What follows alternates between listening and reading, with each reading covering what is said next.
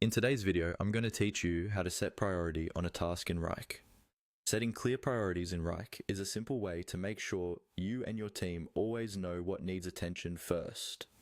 In this walkthrough, I'll show you how to create a priority field, turn it on, rename it so it fits your workflow, and follow the on-screen prompts so everything is set up correctly.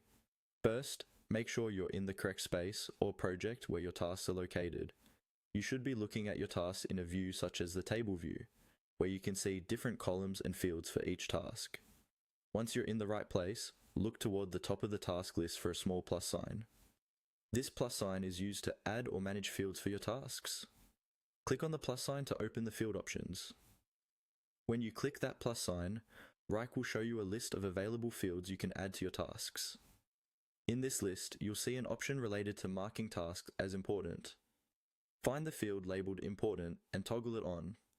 This tells Wrike that you want this field to appear for your task so you can quickly identify which items are high priority. After toggling it on, you'll have the option to rename this field. This is really helpful because you can use language that makes the most sense for you and your team.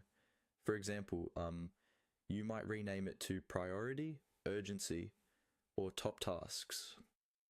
To do this, click on the field name, type your preferred label, and confirm the change. Renaming it keeps your workspace clear and consistent, especially if multiple people are using the same project. Once you've turned on the field and updated its name, Wrike will usually guide you through a few on-screen prompts. These may include confirming that you want this field visible in your current view, choosing where it appears among your columns, or deciding if it should be available in other projects or spaces.